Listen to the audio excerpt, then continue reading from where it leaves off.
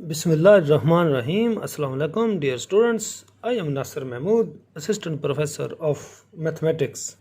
आज हम chapter number 4 यानी introduction to analytic geometry FSc mathematics second year इसके मल्टीपल चॉइस क्वेश्चंस करेंगे। बड़ा इंपॉर्टेंट चैप्टर है, लेकिन इस चैप्टर के क्वेश्चन करने से पहले आप मेरे चैनल की प्लेलिस्ट में जाकर मोटिवेशनल वीडियोस या जनरल एजुकेशन में ट्रिक्स ऑफ एमसीक्यूज बाय नसर महमूद या मल्टीपल चॉइस क्वेश्चंस ट्रिक्स आगे मेरा नाम लिखेंगे तो ये वीडियो आएगी। इस वीडियो से आपको ये अंदाज़ा हो जाएगा कि आपने अगर क्वेश्चंस करने हैं जो आपको आते हैं तो आपने किस तरह टिक करना है, और अगर आपको नहीं आते हैं तो आपने ट्रिक कैसे लगानी है। ये आपने वीडियो ज़रूर देखनी है।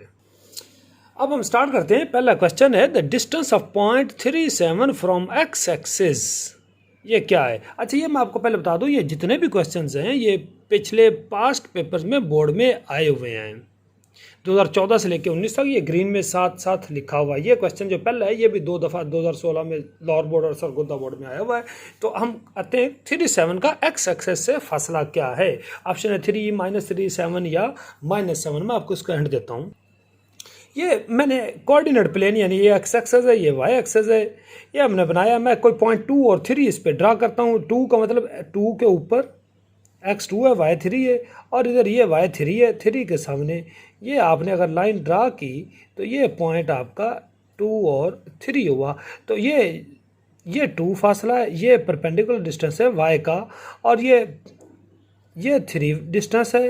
ये एक्स एक्सिस का जो परपेंडिकुलर फासला है वो 3 है, वाई एक्सिस का परपेंडिकुलर डिस्टेंस ये 2 है।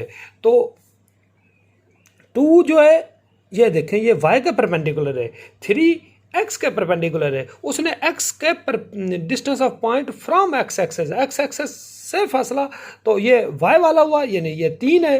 मैं इस मिसाल की, और अगर 3 और 7 है, अगर इसको हम ड्रा करें तो ये 1 2 3 और इधर 1 2 3 4 5 6 और ये 7, ये 3 के ऊपर और इधर 7 के सामने, ये 3 हो गया और ये आपका 7 हो गया, P3 7। अब क्या उसने पूछा है? Distance of point from x axis, x axis से ये 7 यूनिट के फासले पे ये दूर है ये पॉइंट, यही आपका एक्स एक्सेस है ना। तो कितने यूनिट है? 7 यूनिट। तो ये आपका 7 आंसर आया। तो इधर हम ये 7 को सर्कल कर देते हैं। तो सेकंड क्वेश्चन यानी 0 0 और 1 2 का आपने फासला मालूम करना। मैं आपको इसका पहले हिंट देता हूँ। तो अगर ये पॉइंट ए x1 y1 है, बी x2 y2, उनका फासला ए बी यानी x2 - x1 का स्क्वायर प्लस y2 - y1 का स्क्वायर। ए हमारा यहाँ पे 0 0 और बी 1 2 है। तो ये समझो x1 y1 है, ये x2 y2 यानी x2 - x1 का स्क्वायर, 1 - 0 का स्क्वायर प्लस y2 - y1 का स्क्वायर। तो ये 1 का स्क्वायर 1 और प्लस 2 का स्क्वायर 4, यानी ये 5 का अंडर रूट आ गया, यानी ऑप्शन डी आया। तो हम ऑप्शन डी को यहाँ पर भी सर्कल कर देते हैं। नेक्स्ट क्वेश्चन नंबर 3 है the point of intersection of medians of a triangle is called centroid, in centre, circum centre या ऑर्थो सेंटर। तो ये मीडियन का जो पॉइंट ऑफ इंटरसेक्शन है वो सेंट्रॉइड होता है। ये मैं आपको बना के दिखाता हूँ। ये कोई ट्राइंगल ए बी सी है, मैं इसके मीडियंस यानी अब ये मिड पॉइंट ए बी का, ये बी सी का, ये इसका, इनको अगर ए को उसके सामने वाले मिड पॉइंट से मिला दें, बी को इसके सामने वाले और सी को इसके सामने वाले ये मिड पॉइंट से मिला दिए, तो ये जो पॉइंट आपका आया इसे कहते हैं ऑर्थो सेंटर। ये पॉइंट आपने मालूम किया, सॉरी ये सेंट्रॉइड मालूम किया, ये हैं भी कंकरेंट, ठीक है। मीडियंस का जो पॉइंट ऑफ इंटरसेक्शन वो सेंट्रॉइड कहलाता है, और क्या है? कंकरेंट है, और ये 2:1 में एक दूसरे को डिवाइड भी करते हैं। ये 2 है, ये 1 है, ये भी 2 है, ये 1 है। ये भी आपने ज़हन में रखना। अगर इस तरह का क्वेश्चन आए मीडियन किस पर रेशियो में डिवाइड करते हैं? 1:2 में, ठीक है। और मीडियन का पॉइंट ऑफ इंटरसेक्शन ये सेंट्रॉइड कहलाता है। सेंट्रॉइड इस तरह बनता है। तो ये पहले का ए ऑप्शन आया।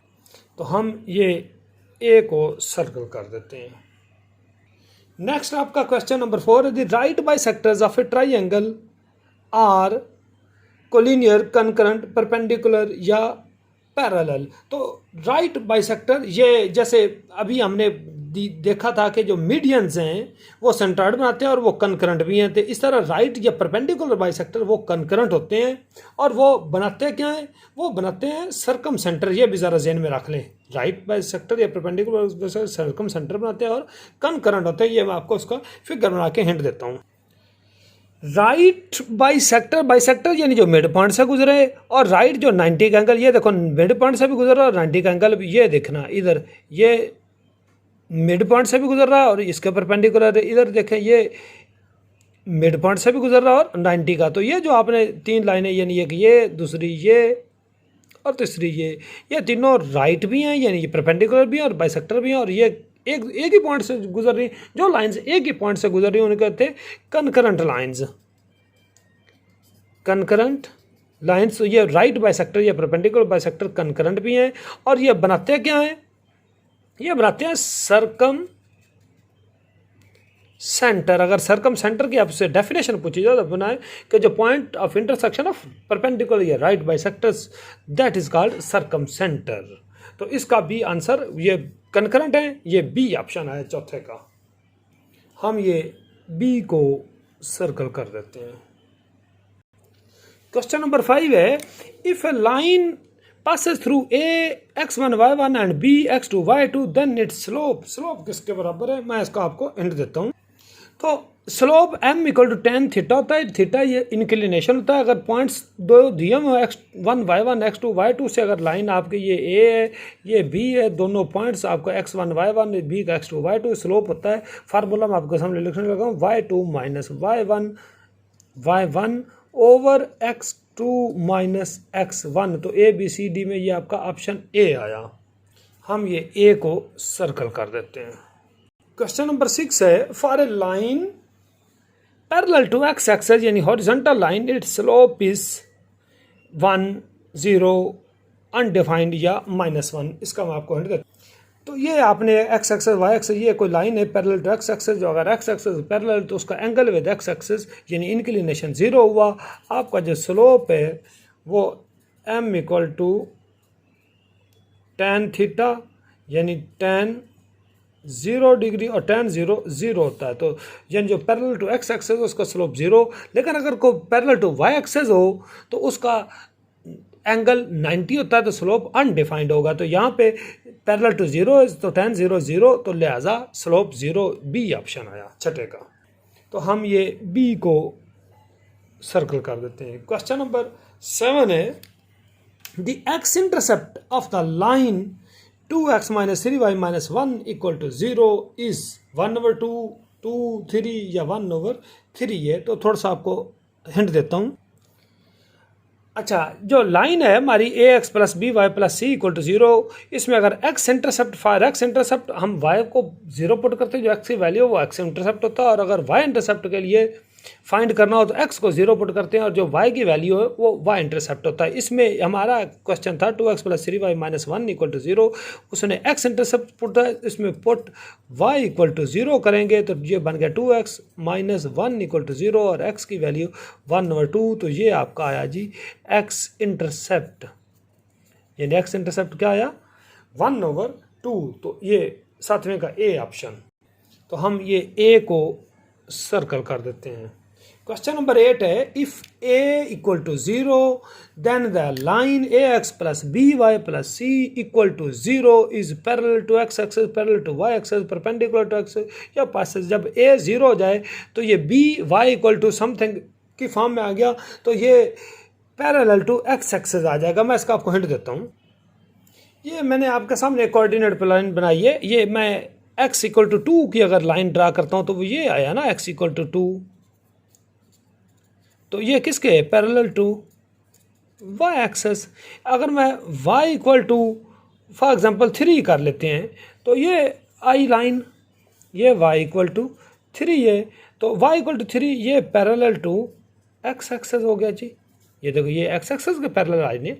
तो अब हमारा क्वेश्चन था ax plus B y plus C equal to 0।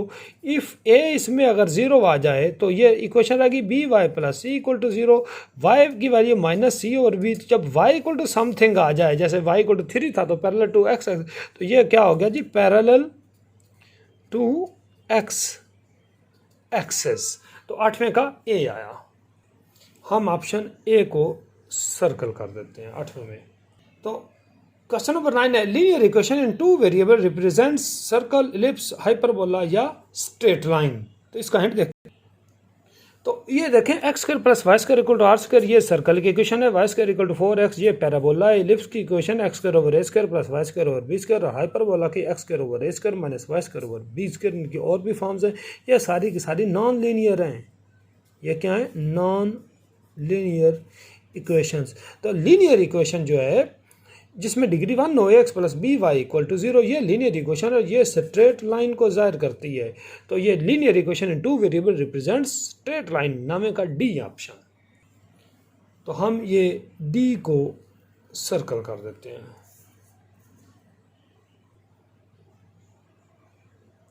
कि ये कोई लाइन है x plus B y plus C equal to 0, ये पॉइंट x1 y1, इस लाइन से इस पॉइंट का फासला हमेशा परपेंडिकुलर होता है। आप फार्मूला में आपके सामने लिखता हूँ, x की जगह x1, y की जगह y1 इसमें पुट करेंगे, यानी b y1 प्लस c इसका मॉड, और नीचे आएगा जी a square plus b square का स्क्वायर रूट। ये फार्मूला है डिस्टेंस फाइंड करने का।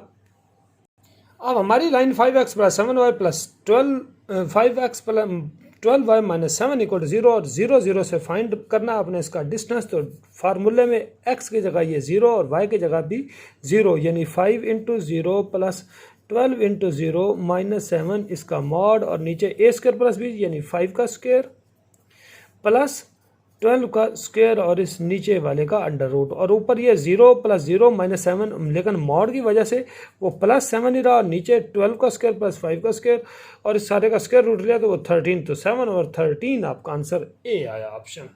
तो हम ये ए को सर्कल कर देते हैं।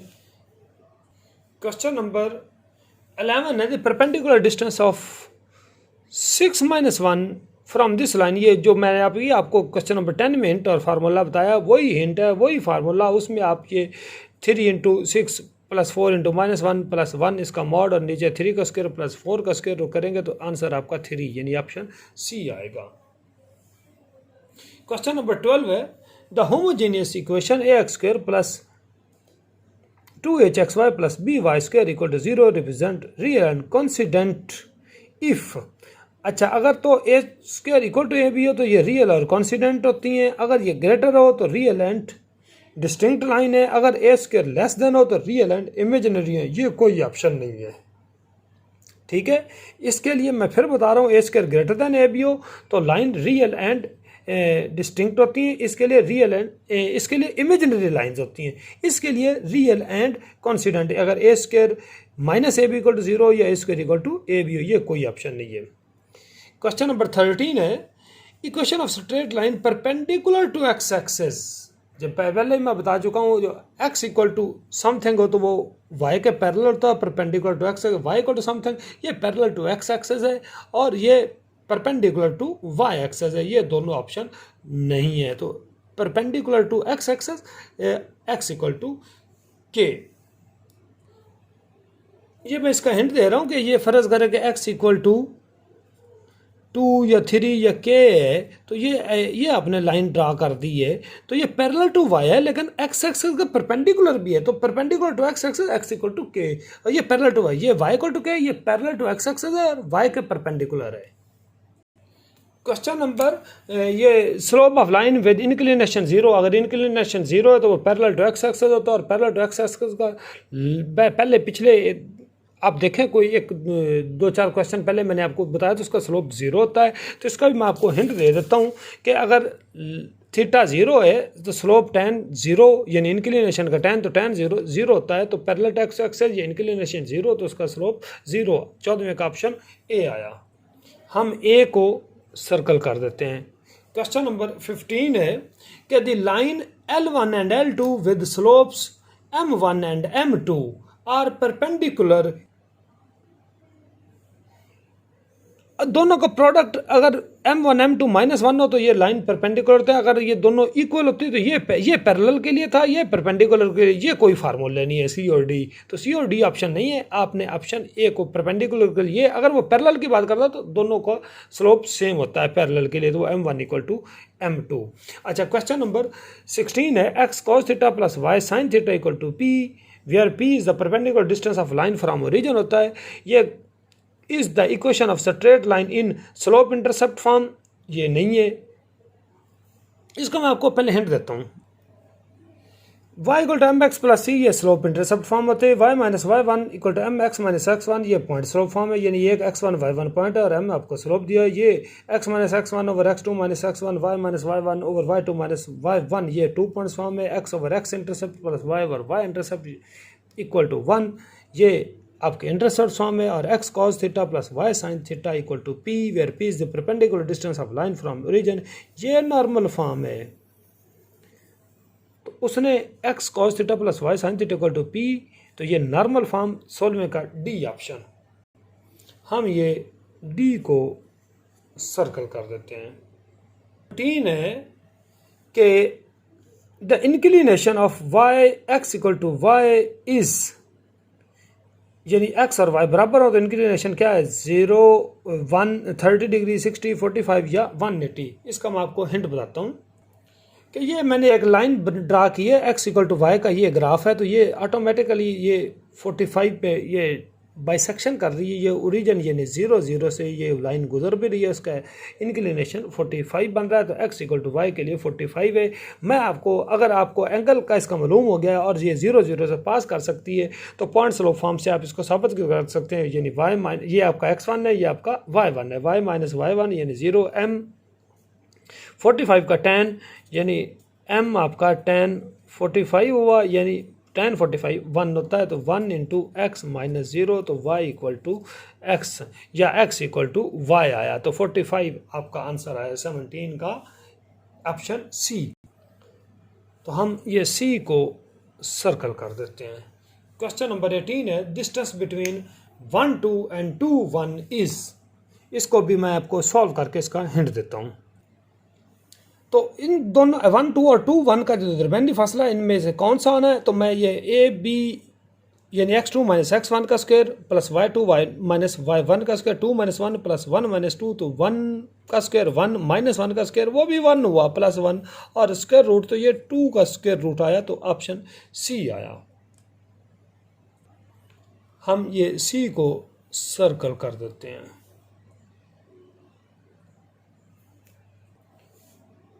क्वेश्चन नंबर 19 है, the mid point of A B where P divides A B in ratio, तो मिड पॉइंट मिडल में होता है तो वो हमेशा 1:1 होती है, 2 3 में मिड पॉइंट नहीं है, 1 2 में भी नहीं है, 2 1 में भी मिड नहीं है।